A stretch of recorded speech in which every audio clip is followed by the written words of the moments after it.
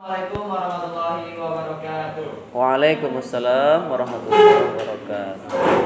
Baiklah, kami dari kelompok 2 akan membahas tentang sistem ekskresi manusia, tepatnya pada organ paru-paru.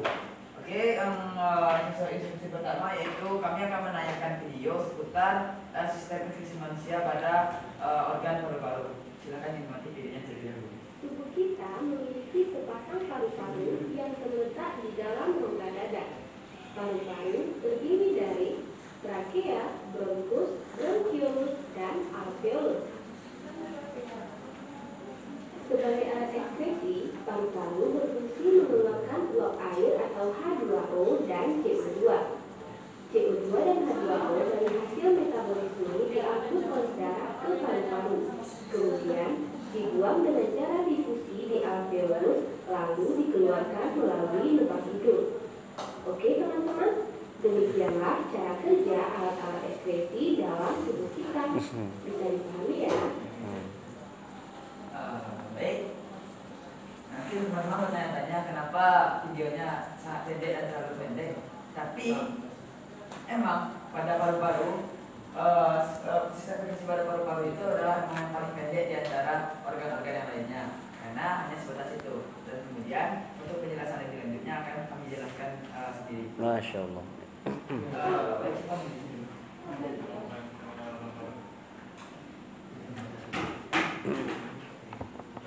Salah satu dari anggota kami ada memiliki satu video lagi yang mungkin bisa membuat teman lebih paham soal tentang sistem ekskresi pada paru-paru.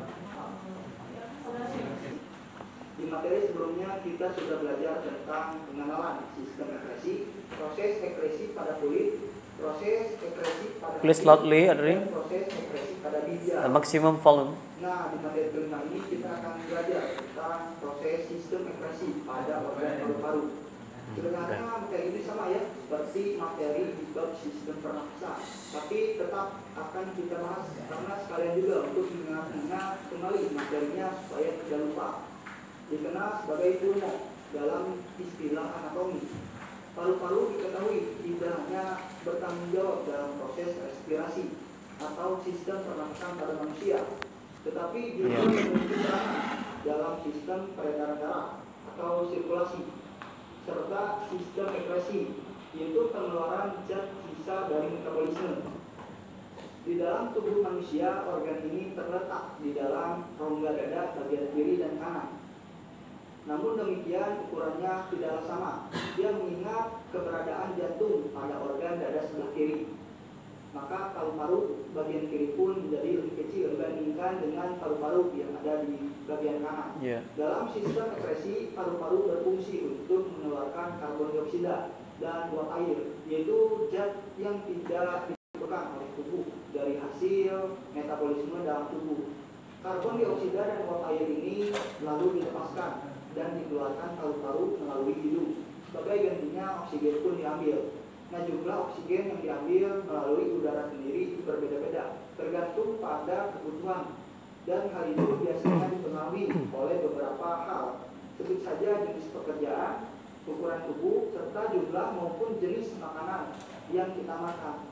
Sebagai hasil zat sisa metabolisme, karbon dioksida diangkut menuju paru-paru oleh darah melalui 3 cara, yakni yang pertama, karbon dioksida larut dalam plasma dan membentuk asam karbonat dengan enzim anhidrase. Terus yang kedua, bisa jadi karbon dioksida terikat pada hemoglobin dalam bentuk karbaminohemoglobin.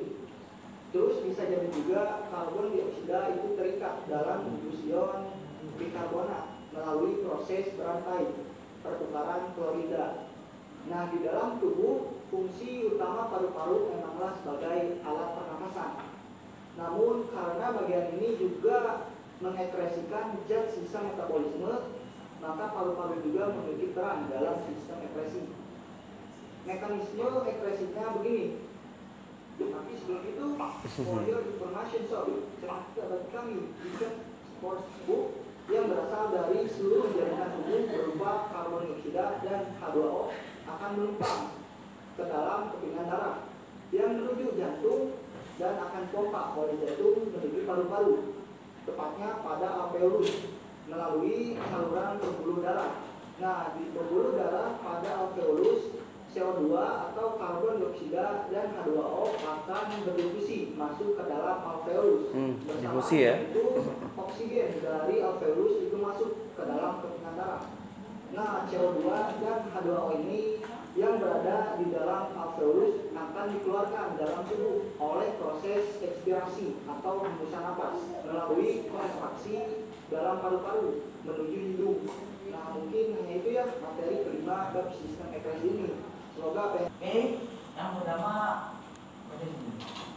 yang pertama tuh kan tadi di video jelaskan kenapa sih paru-paru ini termasuk organ ekspresi. Bukannya dia itu dulu adalah apa namanya sistem utama pada sistem respirasi. Nah, sistem paru-paru ini sendiri kenapa dibilang sistem salah satu organ ekskresi? Itu karena dia itu berperan dalam pengeluaran CO2 dan H2O sebagai zat sisa dari metabolisme tubuh. Dan kenapa sih si CO2 sama H2O itu harus dikeluarkan dari tubuh? Nah, salah satu penyebab kenapa si CO2 dan H2O yang harus dikeluarkan itu kalau dibiarkan si CO2 di dalam tubuh nanti akan menurunkan pH darah. Nah, kenapa menurunkan pH darah? Si CO2 dalam darah itu akan membentuk reaksi dengan H2O yang dibawa oleh darah juga, yang akan membentuk seperti ini. Karbon dioksida ditambah H2O itu menjadi H2CO3 atau asam bikarbonat, yang nantinya asam bikarbonat ini sendiri juga akan diurai menjadi ion H+ dan ion asam HCO3. Ya. Nah, di sini terdapat ion H+, yang mana ion H+ yang kita tahu sendiri itu kan bersifat asam. Nah, jika ini itu berada di dalam tubuh ataupun dalam darah, itu bisa menurunkan pH darah yang nantinya akan berdampak buruk terhadap tubuh kita sendiri. Pokoknya penyakit yang bisa ditimbulkan oleh si CO3 ini. Nah, nanti CO2 dan H2O yang dibawa oleh darah tadi itu yang dalam bentuk asam bikarbonat itu nanti akan dibawa darah ke paru-paru seperti yang dijelaskan oleh video tadi, dibawa ke paru-paru, tepatnya ke alveolus yang nantinya akan di situ terjadi proses difusi, yaitu pertukaran antara gas CO2 dan gas O2 di dalam alveolus. Nah, nantinya CO2 dan H2O tadi akan dibawa oleh alveolus ke atas atau bagian sistem pernapasan Secara ekspirasi. yang nantinya akan dibawa keluar lagi oleh saluran pernapasan melalui sistem ekspirasi, ya kan? Melalui ekspirasi ya, proses menghembuskan nafas ya. Mungkin itu penjelasan dari saya. Mungkin ada teman-teman yang menambahkan. Ya. Baiklah, saya ingin menambahkan penjelasan dari Wahyu tadi. Oke, Wahyu sit down. Tadi kan mengapa jika kita tidak mengeluarkan karbon dioksida yang ada pada tubuh kita?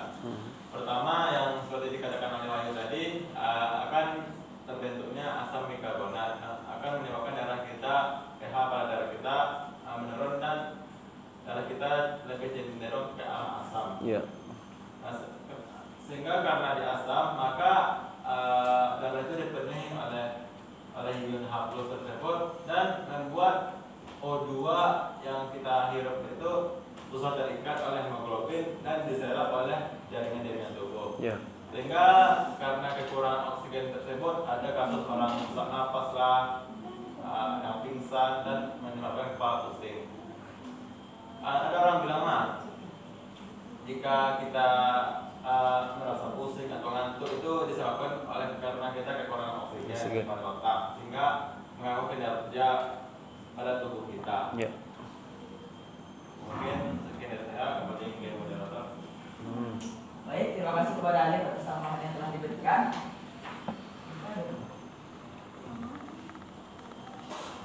Untuk penjelasan dari kami, dan kami akan membuka sisi diskusi atau sisi pertanyaan kepada teman-teman semua. Ya, Jadi apabila ada teman-teman yang ada pertanyaannya, silakan dilontarkan pertanyaannya.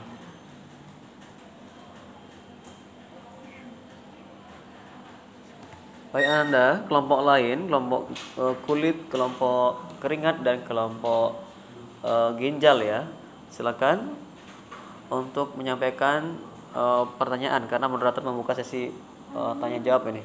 Ya. Kadang-kadang kan kita kadang-kadang kalau makan itu kan kita masuk dalam paru gitu kan nasinya.